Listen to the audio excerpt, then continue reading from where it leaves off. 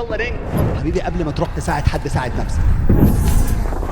Love yourself. بمنتهى البساطة جدا you have a dream. مفيش شك ان اكبر حلم واكبر دريم عند اي انسان انه يعمل قصه نجاح كبيره لنفسه، قصه نجاح يتشرف ان هو يحكيها للناس، قصه نجاح الناس اللي حواليه يكونوا فخورين جدا بقصه النجاح اللي هو عملها. ولكن كل الناس نفسها تعمل قصه نجاح، بس الفكره كلها ازاي اعمل قصه النجاح دي. ومن خلال التشانل بتاعتنا اللي انا عايزك دلوقتي تعمل لها سبسكرايب وتفعل الجرس عشان يوصلك كل جديد، هنتكلم عن ازاي تعمل قصه نجاح كبيره لنفسك، ولكن من خلال 3 محاور اساسيه. المحور الاولاني هو بمنتهى البساطه جدا ازاي تتحول الى النسخه الافضل منك. يعني ايه يا اسلام؟ هقول لك يعني ايه.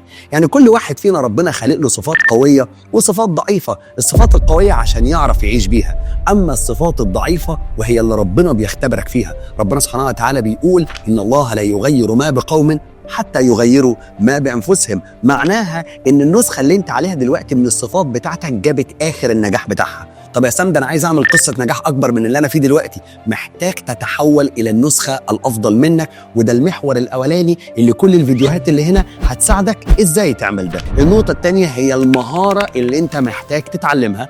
ازاي من خلال الانترنت تتعلم مهارات معينه، المهارات دي تخليك تبني مصدر دخل قوي جدا باستخدام الانترنت ومن تليفونك من وانت عندك زيرو خبره في كل المجالات اللي احنا هنتكلم فيها.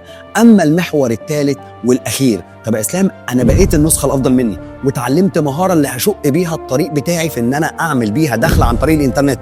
اما النقطه الثالثه، النقطه الثالثه هي الخطوات الفعليه على الارض والتطبيق العملي اللي هيساعدك بمنتهى البساطه جدا انك تستفيد من كل مهاره وبخطوات عمليه ازاي تغير حياتك للافضل وتتحول الى النسخه الافضل منك. وعشان كده اعمل سبسكرايب وفعل الجرس وشير القناه مع اي حد انت عايزه يستفيد زيك ويعمل قصه نجاح في حياته، وربنا يجعلنا انا وانت سبب في افاده الناس وتحويل الناس الى اكبر قصص نجاح في العالم باذن الله.